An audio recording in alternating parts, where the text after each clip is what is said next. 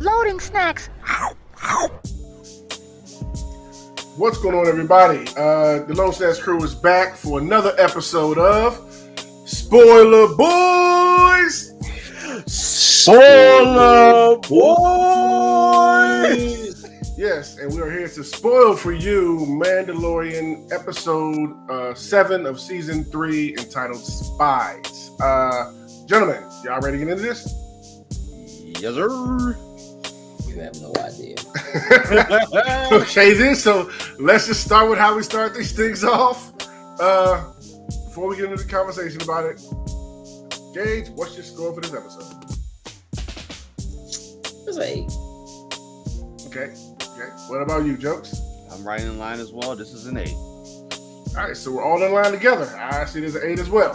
Had a lot of fun with this episode. All right, so let's get into it and let's just talk about it. All right, when this one opens up, we're in the back streets, if you will, of Coruscant, and we see Elia Kane on the move trying to get to someplace. She dips into an alley and runs into an Imperial probe droid, which I thought was quite interesting. See that big thing coming down from the sky in the middle of the screen, I've seen one of them droids in a long time. Yeah, like, don't nobody see this thing out here? It's not like it's tiny. Clearly not. But okay. But yes, we see this, and it puts out a projection, and finally we have Moff Gideon. And they begin to have a conversation about, hey, what's the deal with Navra? What happened out there? You know, she's like, look, what happened to the pirates? So, of course, I'm like, oh, okay, the pirates, y'all were behind that. Cool, that's some information. She's like, yeah, they got taken out. Well, I thought you said the High Republic wasn't going to interfere. Yeah, they didn't. It was the Mandalorians that did it. And he's blown. Like, what are you talking about? Like, they're not supposed to be working together? Like, I don't know what happened. But they're apparently working together now, and they're the ones that disrupted what we got going on. Disrupted what we got going on out there. So he's blown, tells her to get back to doing what she was doing. Transmission goes out. We switch to now Moff, wherever he's at. Walking into a room, and there's a whole bunch of Imperial holograms out there. They're having a discussion, a shadow council, if you will. And we start hearing things of like, they start dropping Thrawn's name. No, we got to be ready for when Thrawn comes back. We have the Necromancer project we're working on, and y'all are taking up too many resources. A lot of bickering and finger pointing kind of going, y'all need to stay quiet out there. And Moff's just being quiet. Just kind of get annoyed, if you will, I would say, with the situation. It's finally just kind of like, look, y'all keep saying Thrawn this, Thrawn that. Where's he at? What's he doing? We need to tighten this up. We need some new leadership type of deal. What do y'all think of how this opens up? Jokes, I'll start with you. I thought it was pretty clean. Like, we knew, obviously, there were remnants of the Imperial that were still in play, but obviously we had no idea how big or what type of influence that actually is. But just seeing this, the Imperial warlords is what they called themselves. They were some pretty interesting folks that was in there. Like the one, Brendol Hux. Now here's where we start connecting dots and stuff. This is the father of General Hux from, I'm pretty sure, from the sequel trilogies. So we're starting to put some pieces in place here. But definitely just seeing them together and then name dropping Thrawn was pretty interesting. The fact that none of them have really had a interacted or had a conversation with this dude in who knows how long. But clearly the forces of the Imperial are still in play. And they're not all getting along necessarily with everything that's going on, but regardless, nonetheless, that force is still there to be reckoned with. I feel you. What about you, B? Gage? I mean,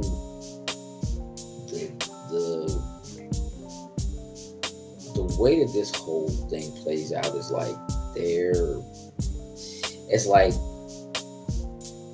clearly like Gideon is like, I'm about to make a play. Like, I'm trying to be the throne. He's like, who is Thrawn? who is this clown? Nobody heard of Slim. Nobody knows where he at. He's somewhere off in deep space. You can't navigate it. Nobody know nothing about this. Slim ain't coming back. We got to do something now. And I'm looking for some reinforcements. Mm-hmm. He like, reinforcements for what? He like, look, I need some bombers. I need some ties. Yep. He like, and I got word that the Mandalorians trying to take back Mandalore. We can't let that happen. All right, man. Look, all right, we're gonna give you some bombers. Right. The who about to do what? Oh yeah, we're gonna get you. Some bombers. How many say you need again? We're gonna go ahead and send you a little something. Here's the thing. The beauty of that is really, again, I just feel like the Mandalorians, even in like Rebels in the show and stuff like that, like you still don't really get how much of a threat they really are. And this is telling you that, like, hold on, Slim, they're supposed to be fighting each other. They're not supposed to be friends with each other. They're not supposed to be doing that. They can't be trying to come back, take back Mandalore, because, man, if we let them get up in here, we're going to have a problem. Like the Mandalorians are the one thorn in their side. And it's like, if it wasn't for all of the infighting between the Mandalorians, it's like the Empire couldn't have risen at all. And that's kind of crazy, just to think that, like, all right, yeah, maybe we just ain't giving the Mandalorians enough respect or something. And I just feel like in like main story live action like, I'm gonna keep it a buck, bro. As much as I enjoyed the animated stuff, it doesn't really count. It's canon, but it doesn't really count because there's just not enough people in terms of the wide audience that love Star Wars, or like say they love Star Wars. Like, there's people who love Star Wars, huge Star Wars fans. They're not picking up a comic book and reading the comic book. They're not picking up novels and reading the novels. They're not going home and watching cartoons on Cartoon Network to get the ins and outs of what's going on. So, like, the fact that the Mandalorians have never really been given their justice, like the respect that they're actually supposed to have, like all of that's been riding on Boba Fett, like his show, like, why did we actually care again? Facts. And the Mandalorian is like, nah, Slim, nah, we're the threat. And it's just so much infight. So, like, just that in and of itself, when he's like, because for real, it seems like it's only like 100 of them. It do. You know what I mean? Like, it's not even like it's that many of them. And they trying to do what? Nah, dog, we gonna send you these bombers. We gotta put a stop to that. So it's like, okay. They knew the Jedi were a threat, but they kind of had their own answer for Jedi, which was Sith. Like, there was an answer for that.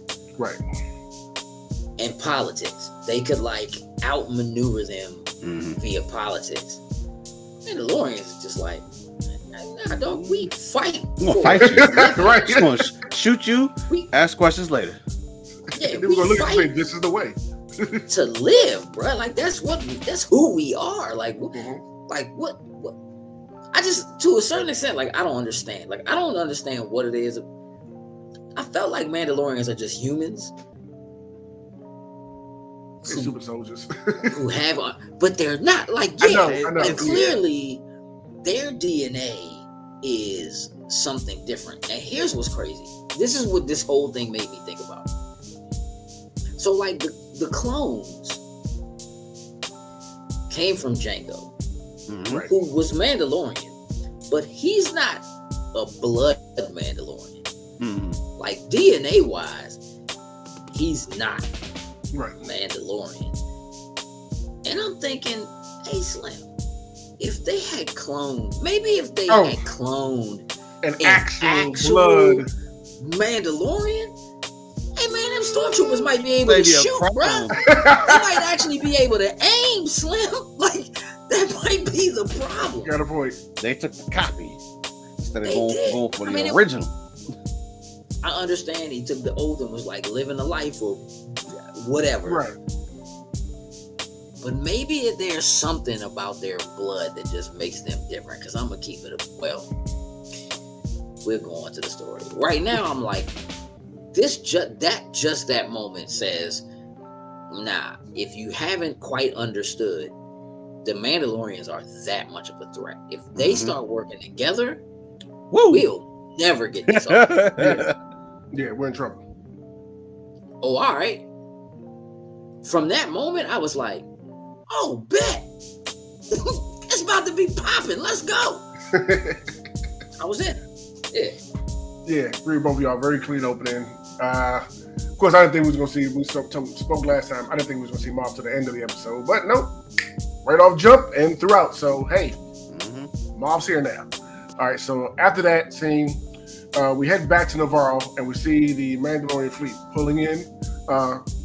Looked great, looked amazing. You know, people looking up though, kind of getting weird, kind of getting scared. Like, hey, hold up, that's an Imperial kind of ship. They're looking scared. That one ship, I didn't realize the thing was that big. I feel like we never. So when it started flying over top of the city, I was like, oh, that's like Star Destroyer. Hold up. Yeah. Yeah, but they pull in. It's a beautiful shot of the entire fleet pulling in. They head over to where the Mandalorians are. They land. As we, easy to foresee, there's tension already. As soon as everybody's getting off the ships and everything, Grief shows up to welcome them. Meets up with them. Hey, Mando, my guy. He's all happy to see him. I remember it came like he was not invited to the cookout. Like he showed up. Hey, I bought a little something. I got a little bottle of the bubbly. Got a little bottle of bubbly, boy. Had a little bottle of Hennessy for him, Hey, he really showed up. Yeah, he did show up with a nice bottle of alcohol from Coruscant, Gave it to Mando, like, hey, welcome back, Since a lot of y'all might want to wait that till it's a smaller gathering type of thing, But he was excited. He had something back at the back at the office to show Mando. He's excited about. So him and Grogu went over there, and we're introduced to IG-11 as we thought for a quick second, and come to realize, no, that's not IG-11. That is IG-12 now. They've done some things to switch him up a little bit. Now he's kind of like a robot that can be piloted. And of course, I'm pretty sure y'all thought the same thing when you see the little alien guy in. I'm like, no, that's a spot for Grogu. So, Jokes, walk us through this scene. Oh my god! So obviously, we're introduced to what we thought was to IG-11, and the moment he showed up initially, I had questions that were about to get raised in a heartbeat about this little memory chip thing. But then as the scene continued along, we find out that they have pretty much pulled out all the memory and just left intact his motor functions essentially, and just made it a vessel for someone to pilot the exoskeleton of IG-11. So we had one little small. I can't think of their the creatures, but he walked into the room with it, and immediately we found out there's a yes and no button inside of IG-12, and I as soon as I heard that, I was like, okay, that's going to be a problem. And of course, said creature gets out, starts walking towards Grogu. That little funny moment. Yeah, that was and they cross paths, and he just looks at Grogu, just like, bad baby. You stay away from me. Just like, bad baby. And Grief is like, yeah, made this for the kid to get into it. Already then is like, this is not gonna happen. This is not gonna work. He is too young for that thing. Just let him try it. And Grogu fashion gets in. It's a perfect fit. Clearly he's getting his bearings on controlling IG-12. And the moment things start to look a little awry, Den is like, nope, not happening. And now as soon as he says that, no. And this dude Grogu cannot. No. I was like, oh, I should have never gave him the buttons. And I'm like, oh Lord, this is not going away no time soon. And clearly, Den is like, yeah, this can't be a thing. they leave and start walking go I guess back to the Mandalorian camp where they're at, and the whole entire time for no reason. No. And dude's like, yeah, I think he was hit. I'm about to say, I think it was hit. Was it yes? Was it yes? It was, because I yes. made a Daniel Bryan wrestling when I heard that. You're right. Okay. And it's just like yes the whole entire time. And now that Grogu's got a little bit of a longer reach without necessarily using the Force, I guess they walk past like a food vendor with like fruits or whatever, and of course Grogu can't help but to go ahead and grab said food. Made my man Mando come up out his wallet that he was not trying to spend some money on some food. And immediately he's like, I'm not made for this. I'm not built for this. I can't do this. Awesome moment with that IG-12. Like, okay, we got IG back, but not necessarily the way that we thought we were going to get him back. Gage, what do you think of Grogu with IG-12? And I told y'all they was gonna make that joint his armor. And you know, you said that last week. But listen, I thought maybe they, like you, somebody, I don't know who it was, like maybe they'll just melt down a part of him and do it. Nah, they gave him the whole thing. I mean, it could still happen in some way. You know what I mean? Instead of him walking around in that stupid looking, that joint is dumb looking. Like that joint is the most puppet, but it's hilarious, bro. It's just like, I don't know, man. It's like I like it, but I want Grogu to be more than comic relief. Even though I'm enjoying it, I get that. I want Grogu to be more than comic relief, and right now, my man is comic relief, and I'm just waiting for that. I feel like the thing did happen, and so we'll get to that, but. Yeah. I definitely didn't see it coming that way for sure. But I thought they was gonna get back to the camp, and the armor was gonna be like, "Oh, we don't have to leave him in that. We could break that whole thing down. We just need a forge. Yeah, we don't have a forge though, so right. So it was cool. It's definitely funny. Yeah, that was a left field thing, but that was very entertaining, I will say. I was chuckling. Very much so. So after that, evening comes. The Mandalorians are relaxing, having dinner, and Bo gets up and makes her big speech to take back Mandalore. And he volunteers to go to the ground. Who wants to go?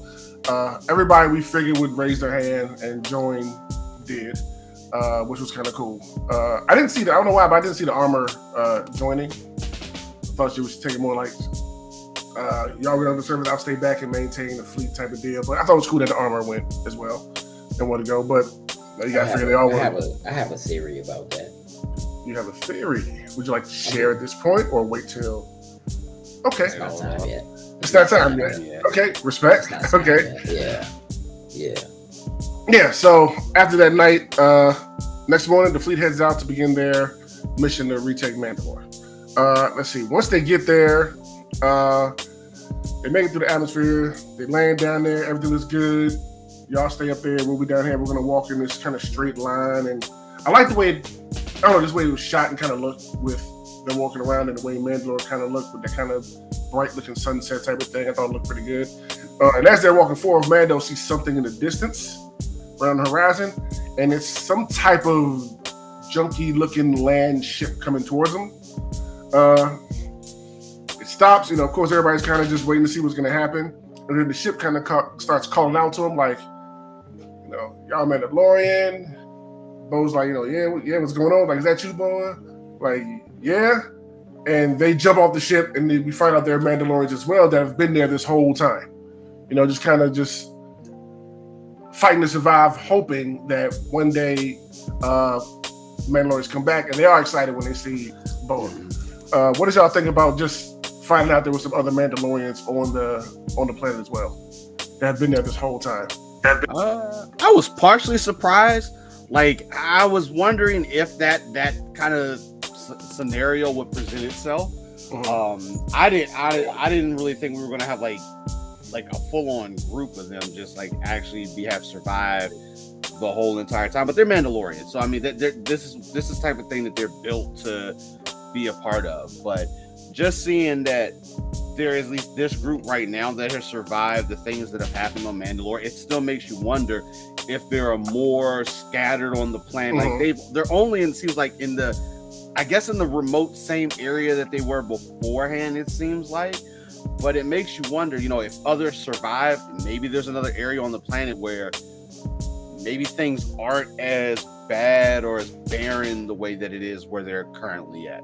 Because, you know, they keep saying the whole, we need to retake Mandalore. I get with all these creatures that have started coming out of the woodwork or that have been there since everything that's happened.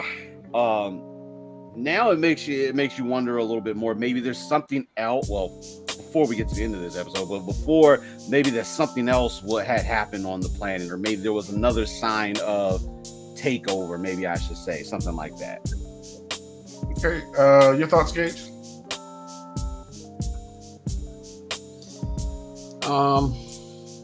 You know, I mean, I think I like the lead up to them.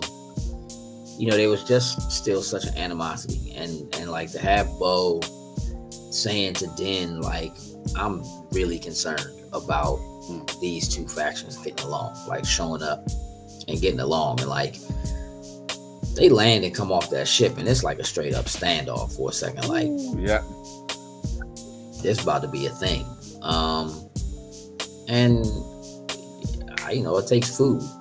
You know what I mean? It takes food. And for her to step up and just say, you know, look, it's time for us to do this. We're stronger together than we are apart. It's time to take back Mandalore. This is how we're going to do it. I think it was just dope that she really stepped up as a leader, had a plan. This is how we're going to do it. I need a small contingent of people. We're going to go down to the ship. We're going to make sure we can find the forge. We're going to set up a perimeter, make sure it's safe. Then we'll call everybody down. Like having a full plan, and then it taking Din to say, I'll go and Grogu will go, before anybody else stepped up to say, all right, bet, I'll go. And then somebody else go, all right, well, I'll go. And then it was like, well, if you going, I'm going. Oh, well, if you going, then I'm going. And it just kind of was like a little bit of a step up, but we're also not gonna let them outdo us. And then even those moments like on the ship, as they broke the atmosphere going down, they talk about we're gonna lose communication, and you kind of see Din kind of watching them getting ready to drop down so they can secure the perimeter before they land. Having like Paz Vizsla, who's supposed to be like the big tough dude who, you know, whatever, really like he's related to the person who had the sword at first, blah blah blah, and him being like, man, it's worse than I thought. You know what I mean? And then having what's her name, who was running the other faction, be like, I was there when it happened. And it's like, okay, so now there's like this slight step up in respect. You know what I mean? In a way, because you have factions of people who are like, you don't even wear a helmet, you don't whatever, but you were here when this happened, right? And then there's this sect of people who are hardcore, diehard, think more of themselves as being Mandalorians than these other people, but they weren't even there. You know what I mean? When what happened. So I just think some of those moments are really important, and they actually do kind of help the building and slight bonding of these factions who've been away from each other for so long. So I thought it was dope. I think there's a lot of intention in the way that they do that, kind of bringing them in and having her, you know, come in last and come off the ship and be like, all right, here's what we're gonna do. And then finding out that there are people. Dog, listen. When I seen Captain Jack Sparrow come off that ship, dog, like, yo, y'all got food? He was like, yeah. With the pistol going like, yeah. And then my man was like, you wear the mark of the Night Owls. Yeah, I do. I should think so. Is is that Lady Bo-Katan? Is that the Lady Bo-Katan Kreese? It is. And then these man would just fly over like, "Milady, I knew you wouldn't leave us. We knew you." How long these man has been? Hey, dog, I don't know how long Mandalorian lived, dog. Hey, but they've been waiting for a long time. I don't want to know what it's real out there, dog. Because not to be that guy, but I'm about to be that guy. Because my man looked like a slave, dog. He's hard times on an abandoned, destroyed Mandalore. Hey, Slim. My man, they out there, and I don't know how they was doing what they was doing, but somehow they survived, just kind of bouncing around the surface. Yeah. They had to eat some of them creatures out there, probably. So I'm like, what food source and things out here? Probably what you said. Like, yeah. It was actually kind of dope. Like that, I'll be honest. That's the last thing I was expecting. That's literally like the IG-11 thing was more obvious than that. There was no part of me that was like, "Hey, dog, when they get to the planet, it's gonna be more people." Dog, there's no people there. Nobody's living on that joint. It's ruined. Hey, it was people out that joint. Yep, apparently there is. There was no way. When that joint started coming over the horizon and my man was like, "Off the starboard bow." First of all, let me just ask, why is it always off the starboard bow? Can't be any other direction. Maybe that sounds the best. I don't know. Off the starboard bow. They started looking like, what could possibly? Yeah, I don't know, dog. Yeah, it's just always something, dog. That creature, yeah. Anyway, yeah, that was cool.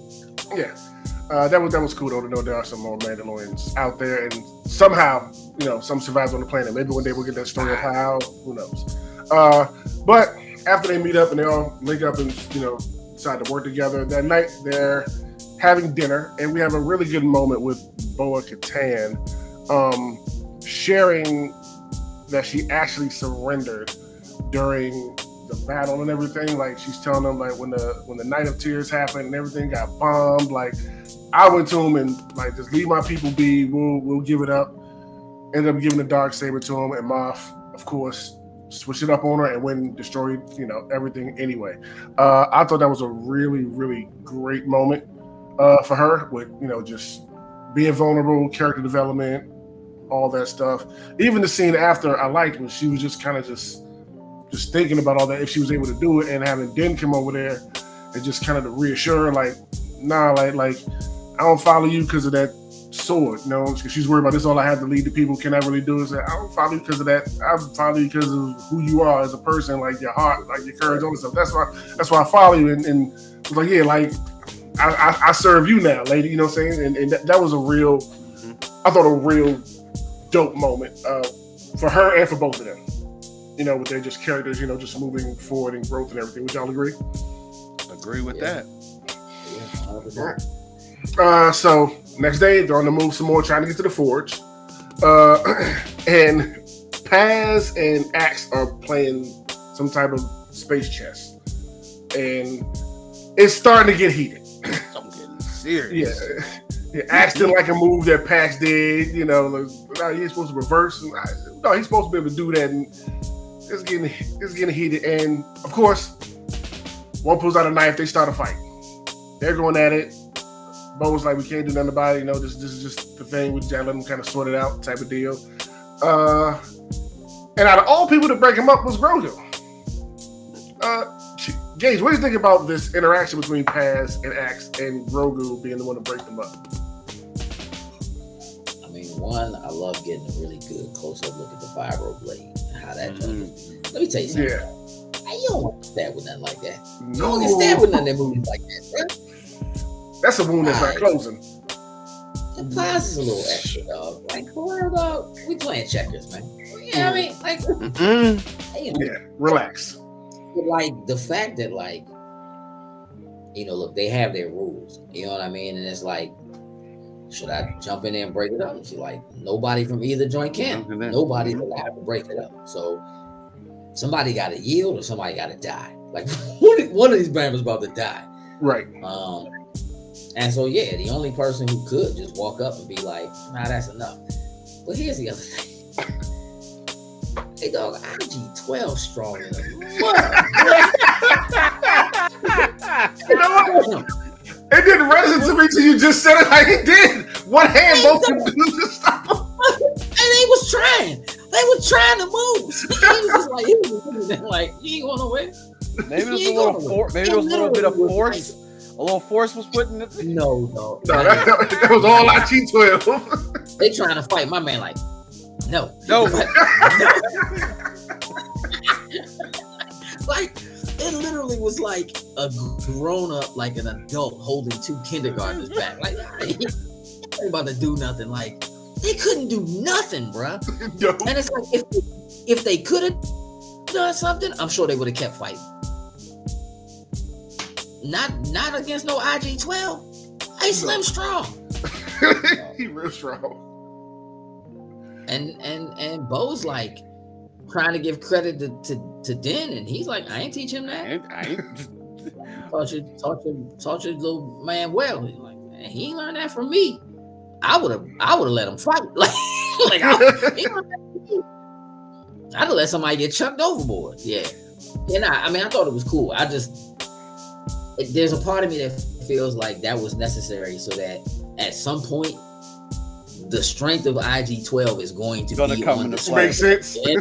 And this is like don't forget, my man was holding two Mandos back like it was nothing. Like they look like children, bro. And like, pause. This is a big, yes. That is a giant man with Mando armor, and Grogu was like, nah, dog, you good. Nah, you good. And then everybody just walked away. I'm like, all right. Nothing. Nah, I guess it's over. All right. I mean, what are they gonna do against IG-12 after that? Nothing. Right. Grogu said no. So multiple times he said no. So we listened to what he said. Apparently, he ain't got no choice. It's crazy. Yeah, but after that, they're getting close to the forge. As they're getting close, some big monster, whatever thing, does try to attack them. They end up making it off the ship that they're on, and are able to run away and get underground. It just happens to be at the forge by now. Like that's where all that was taking place at. So the underground, they're making their way. You know, some of the Mandalorians are just kind of in awe, like, man, this thing has been ruined. Like, this isn't, what it's supposed to be. Like, but they're not able to take it in long before, out of nowhere, they get attacked by a group of Imperial troopers flying at them. So they're kind of thrown off by that. And I was looking like, okay, we got some flying Imperial troopers. Okay. As they get close and the battle proceeds, they realize they have Beskar armor on as they're fighting them. So it's not necessarily an easy fight for the Mandalorians. They're kind of thrown off by it. I thought the action scene was pretty good, especially once they get into it and learn, they got the armor on. You start seeing them taking like the shots at the underarms and the necks and stuff like that to get through the armors to put them down and stuff. I thought that was really cool. Jokes, what's going through your head in this particular moment? Agree. Now, like, first things first, the fact that they were able to, I guess, procure. I mean, obviously they're on Mandalore, so I imagine it's abundance possibly still of the armor or the metal being available to make said armor. Because that was the first question that popped in my head. Is like, how did they make all these armor suits out here, and good looking ones too, and they could take some hits. All I know is, I don't know why going forward with certain other stormtroopers like this seems like this should have been the move with this Beskar armor for some stormtroopers, because it's doing pretty well. But knowing the Mandalorians are fighting them, because they kind of know the ins and outs of how they have their armor, they can do those things about having to go for the neck and go for these areas where they know those weak spots are to take them down. But that battle is pretty clean between them. And it's still at the point, it's just like, why are y'all here? Like that, and I didn't really think too much of it at that point in time. But it's just like, why are y'all here? And the fact that how did you guys either know or find the Mandalorians? I guess the idea was they were eventually going to come back to the planet at some point, but clearly Moff in the beginning didn't think that these two factions of Mandalorians were going to come together. But that fight in that moment was pretty cool to watch. I agree. Do you agree, Gage?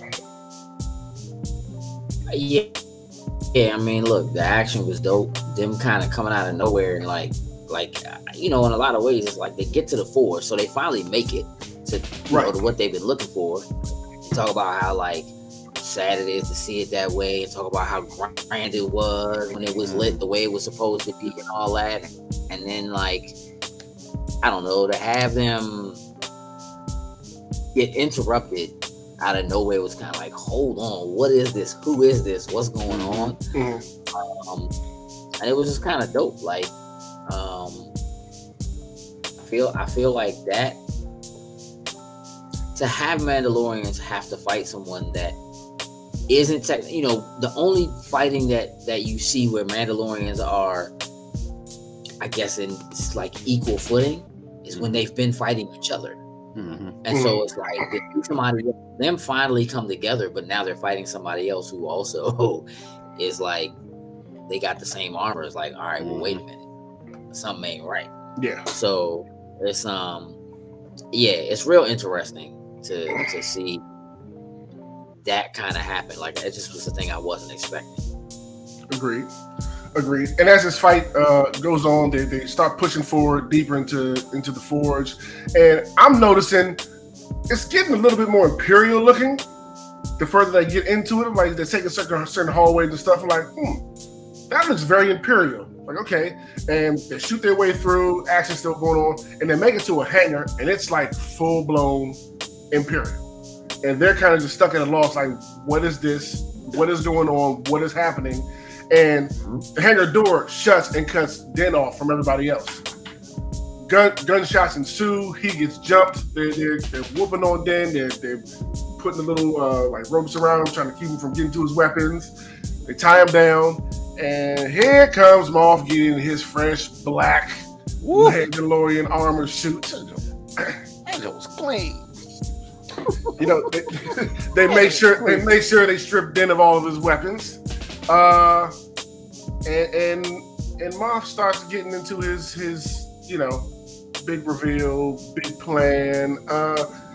Gage, walk us through this scene, if you will, please, with Moff and his reveal. When the troopers kind of start to retreat, and they're like,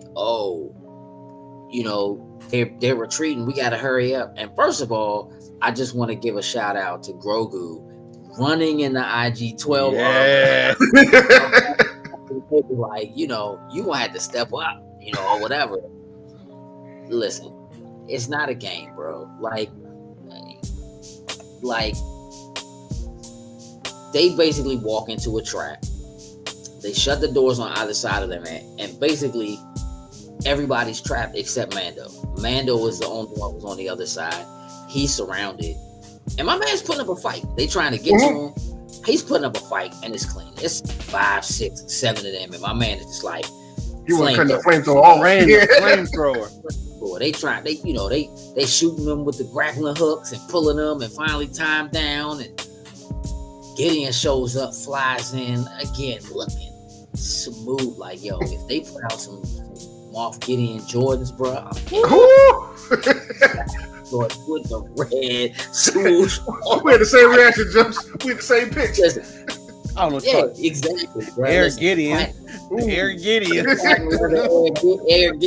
Air Gideon. I like it.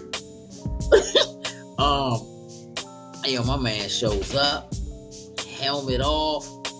They on the other side of the window, like, it can't be. You know what I'm saying?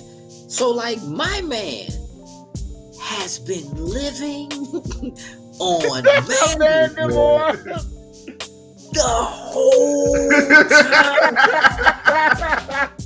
He watched the whole genocide so he could get their armor, bruh. Moff Gideon is a G, bro. That's a cold dude. He's a G, bro. Like, look, I got a thing where, like, you know how I am, like, when it comes to, like, villains and, like, just where they are, whatever, like, you know, he seemed just kind of like a little snake, you know, whatever, and he is a snake, bro. Hey, but come on, bro.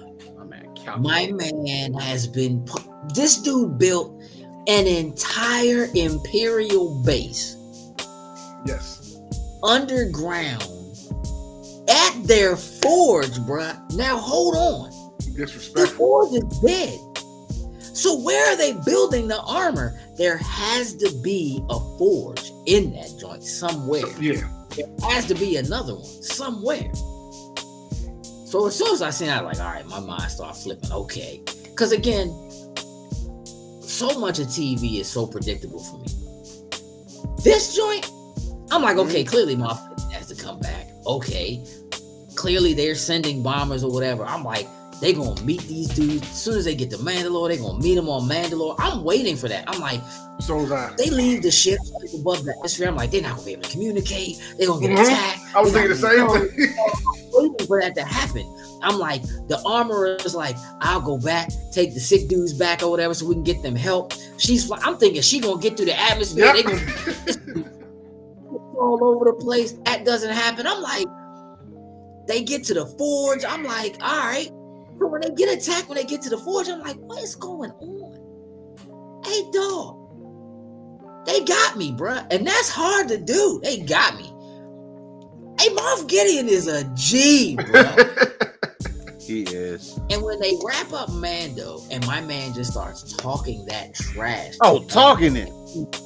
Bro, he's so smooth. Take him to Eric. Yeah. Giancarlo Esposito, bro.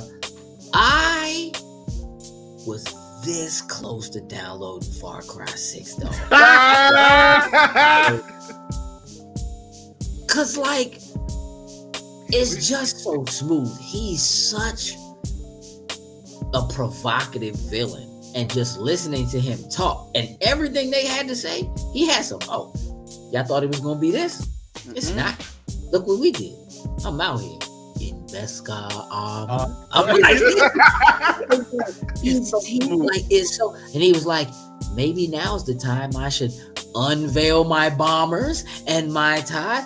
I'm gonna let y'all watch me destroy them. Like, he's such a G, dog. Now he still has regular villain issues, like monologuing. Yeah. But hey, he monologues in the right way. He has everybody trapped behind something. So yeah, like little to an extent, but still he's like, take the Mandalore, take Din Djarin to the conference room or whatever. No, dog, kill Slim. Throw him over the edge right now. Classic villain mistake. Disarm him, take him to the room. No, dog. Kill him while they're all watching.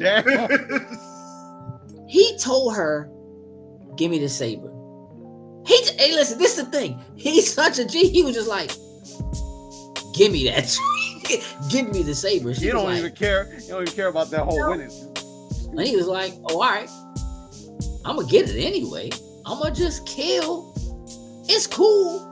You don't got to give it to me. It's cool. I'll just take it off your body. I'm going to get it anyway. Like, it was just like... He's so like when they start to break out, this dude is just like, open the door, kill them all. Like it's nothing. Gee, bro, he was like, kill them. Like, he don't care. You know what I mean? It's just like, he's such a threat, dog. He's such a threat, dog, and that armor, bro.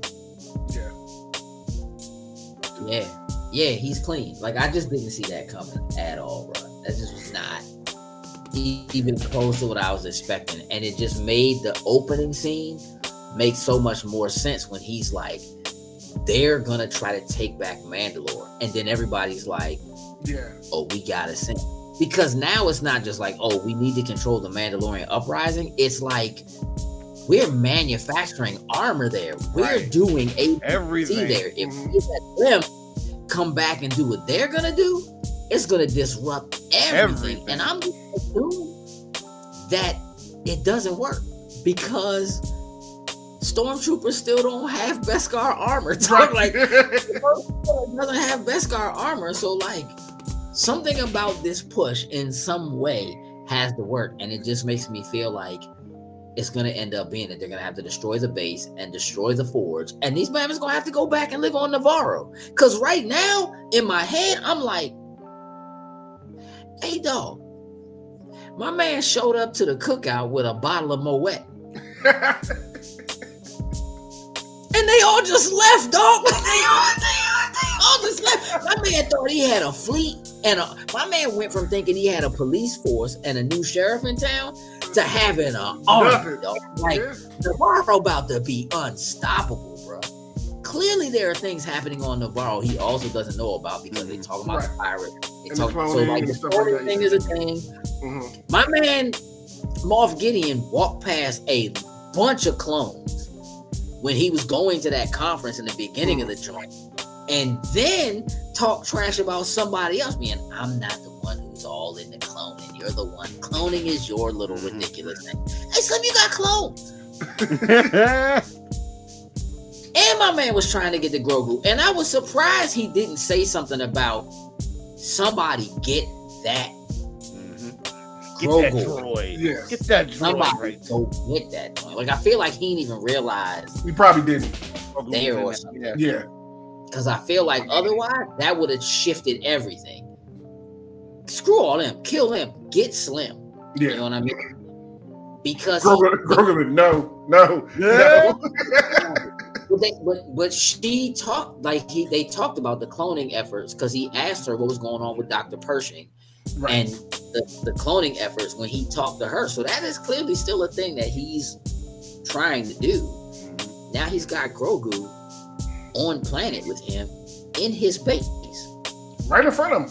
She looks at that Darksaber and cuts a hole in the joint and they leave. And my man, Paz just goes out like a soldier. I'm talking about like Queen Latifah cut it off. So yeah, that was straight up.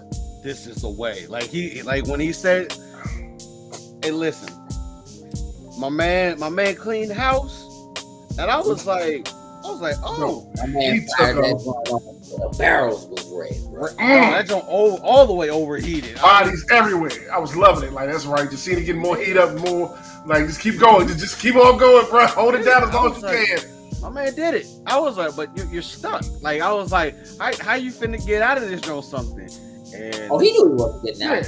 He knew he wasn't getting out. He shut that door. I'm not getting out. You know what I mean?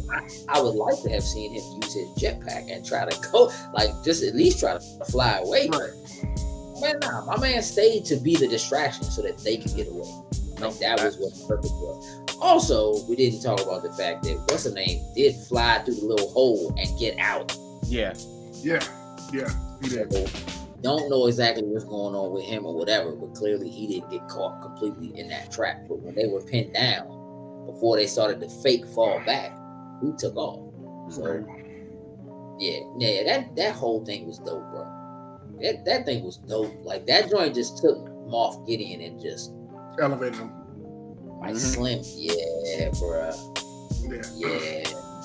Sad but very clean ending with the Paz going down like that. But I thought it was a clean way to end it, going into the finale. Ending was clean. Like, the way they just had the Praetorian guards just show up into the scene, like, it was just so clean. Like, he put up a little bit of a fight, but he couldn't stand it. Maybe if it was one of them, he would have been okay, but with it being three of them, it just couldn't do it. Rest in peace, Paz, man. He went out like a G. Let me do this. We don't know we do this, but like, let me do this real quick, okay. Because some show and tell. A little something. We gonna look at this real quick. Now, y'all look at my man, Mom. Clean. That joint is so clean. I need that skin. That don't look like Batman though. Put that joint in Fortnite. But here's what I want to talk about. Look at his helmet. What's the name of this episode? Spies. All right, how many did you count? How many spies did I count? Yeah. Oh. How many did you count? One in the beginning. One. That technically is probably Who else is a Who spy? else? Oh. Who else is a spy? So I want you to take a very close look at my man's helmet and the very devilish spikes on the top of my man's helmet. The armor. The armor. I told you. I said something about the armor. Like when we were talking about last episode, there was gonna be some twist with her. Oh damn! It is. Excellent. Did he rough that helmet off? Unless he roughed it off with someone from her clan. Maybe they had similar. Nah, because Death Watch and the when shoot, what's the name with the red paint on his face? Paint. It's not really paint. It's his skin. Why can't I think of his name? What to say? That took over Mandalore. Darth Maul. Oh yeah. His Mandalorians had horns. The spikes on the So, word on the street is this is a youngin from Clone Wars. I cannot think of her name. Who nobody knows what happened to youngin, and used to be one of his right hand people, because she has the horns on her joint are more like Darth Maul's joints. Like if you look at them, Bruh. but she has them, dog. And one, she never volunteers to go, and she volunteered to go. Like, you know what I mean? Like, she did go on one joint. Yeah. Like, she definitely went down to Navarro, right? But then, so that made it seem not so fluke. But then, she just conveniently is like, I'll just take the sick people back. You know what I mean? It's almost like, I mean, again, when she says to him, when they're talking in the beginning, and he's like, what do you mean the Mandalorians are working together? Who was it? She gave him names. She told him Bo-Katan and Din Djarin, like, thwarted our efforts on Navarro. Like, they showed up, you know what I mean? Whatever. So, how'd she get them names? Who is she in communication with? Good point. Good point. There's the twist. It's killing me. Could the armor be the one teaching him how to create Mandalorian armor? Maybe like through communications or something like that, little video things or whatever. Like when she would be down there, you know, working on Mandalorian armor, but she's always down there by herself. Maybe. I guess the question is, how long has she been in cahoots? Like, I don't know how I don't know how Moff Gideon. I feel like in the first season, I'm trying to remember how Moff Gideon found them on Navarro. I don't even remember. Weren't they there? Weren't they? I thought they were just there. Like, who there? Moff Gideon wasn't just there. Like, there were stormtroopers there for sure. Yeah. And the covert was hidden. Right. For sure. And he did show up and destroy the covert. But it does make me wonder whether or not at that point, when she decided to like abandon it and go wherever, if there was something else there. It does seem a little weird that like they had this covert that was also somewhere else. But, you know, when Din Djarin shows up and she's like, you're not a Mandalorian. And he's like, I just got to go bathe in the waters. She's like, you can't go bathe in the waters or whatever. Like, it's poison or whatever. But like, she was trying to where stop did that him come from. from? Yeah, like where did the idea that it's poison come from? Who's been spreading that? Where did those words come from? Because clearly there's people who live there, like there are survivors on the planet, right? Like Bo was there, the Night Owls were there, you know what I'm saying, when it happened. So where did it come from that the planet is cursed, you can't go back to it, you know, whatever, and what is the point or the purpose behind it? And honestly, if there was that whole group of people that followed Darth Maul blindly, but followed him because he had the saber. Like he has a saber, so he's the one, right? There's people that followed Gideon too. Now, where the armorer is, it would seem like they have no allegiance to the saber. But they have to know that history, right? Like they have to know that history, because the thing is, she's the only one who does know that history. Out of all them people there, she's like their storyteller, their historian, their whatever. How does she know that? She had to be there. She knows the Forge. She knows what happened on the Forge. So she knows all of that story. She has to know those people. So the question is, was she somebody who was there, who was following Darth Maul, or was a believer in following the saber and managed to make it out and just kind of took on this persona and put the helmet on, was just like, yeah, nah, I'm, you know, whatever, kind of holding off until whoever the actual rightful ruler is. And if that's the case, and if she does really believe it, because it does kind of seem fluke where she's like, Bo-Katan, take your helmet off. You know what I'm saying? Like, why? Why not just be like, hey, you can go and try to bring the people together. And maybe she was planted to keep them from coming back together to ever try and retake Mandalorian. Maybe converting people to the way that, you know, I'm gonna tell them we live this way now. We don't. Yeah. But there's also the idea of like the possibility that she was or had been working with Moff Gideon in some manner and didn't realize until maybe she talked to Bo and was like, maybe I've been going about this wrong. Maybe Bo-Katan really can unite the people. Maybe we and realize that is the right mistake now. Could be, yeah. Yeah, like, what do you mean you saw a mythosaur? Like, you know, because her answer was just like, when you follow the way, you'll see a lot of things. You know what I mean? Or whatever, right? So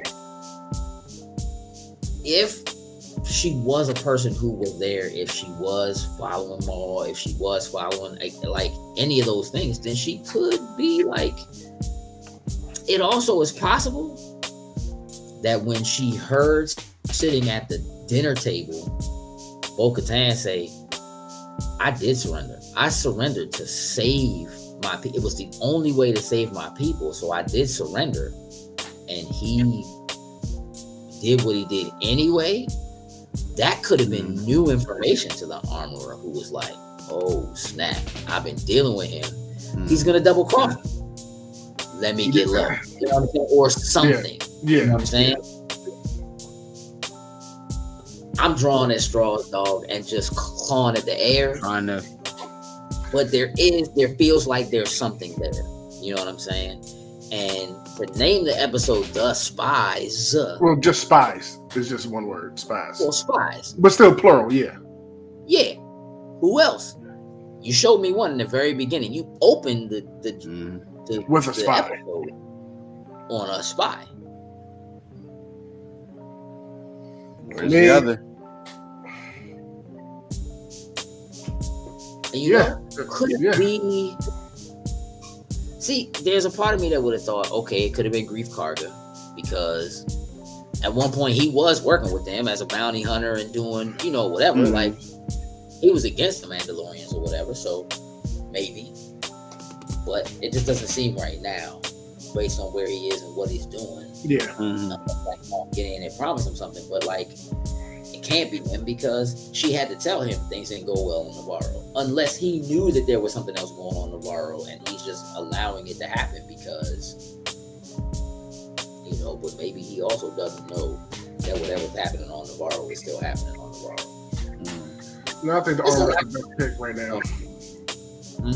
I think the armor is the best pick for who's ever. I'm trying to think of other people. We know it's not Bo. We know it's not Den. We know it's not Paz. Could it be the other Night Owls? I don't see it. I mean, sure, maybe, but it is not making sense for it to be one of the Night Owls like Axe or whatever Sasha Banks' character name is. Yeah. Axe. I mean, we don't know if Axe ever made it, and like when he yeah, but he was like told to bounce. Like he didn't. Yeah. Like, hey, there's a, you know, and they told him to go. It wasn't like he was like, I'm gonna go see if I can get reinforcements. The lights on or something. Yeah. Yeah, he doesn't seem like a likely, you know, and it makes sense now that there was Beskar armor when Moff got rescued. But that also is like, okay, so then what's the name, my man in the X-Wing doing about it? Like, what's his, he got to be doing some kind of research or trying to figure something out or do something, you know, or talking. Maybe he's going back to the High Republic and maybe they show up next episode, like last minute to help out or something in a big fight. I don't think they're going to show up. And this is going to start the whole process of when what's his name told him is like, you should have fixed this issue before it became a major threat. And I feel like they're just gonna overlook it. And the major threat, I feel like we're gonna really truly see in the next episode, that major threat is going to rear its ugly head probably to the galaxy. Yeah. Either way, I know I'm extremely excited for the finale. I'm not gonna lie, y'all. I'm eager to see because it's going to set us up for some more stuff, and I'm ready for it. Yeah. So before we get out of here, let's give our final ratings. We all said 8. Are we still at an 8, or have some numbers changed? I am still good with a solid 8 on this. Me too. I take it the nod says Gauges as well. He looks like he might be one to. Yeah, Joy might be a 9, dog. Okay, you bump it up to a 9. It might be a 9, dog. Moff Gideon is a G. Moff Gideon and IG-12 kind of push it there to a 9. The funny part with IG-12, but Moff Gideon's no, Moff is a beast. Yeah. Yes, no. They gave my man a toy to play with. I'm good with an 8. It's a high 8, but I'm good with an 8. All right. So 8's all across the board for episode 7. We're going to the finale, ladies and gentlemen. So y'all know what that means. We're about to get out of here and get hyped up and ready for that. And we will see you next week at the same time for the season finale of The Mandalorian. So until then, we'll catch you later.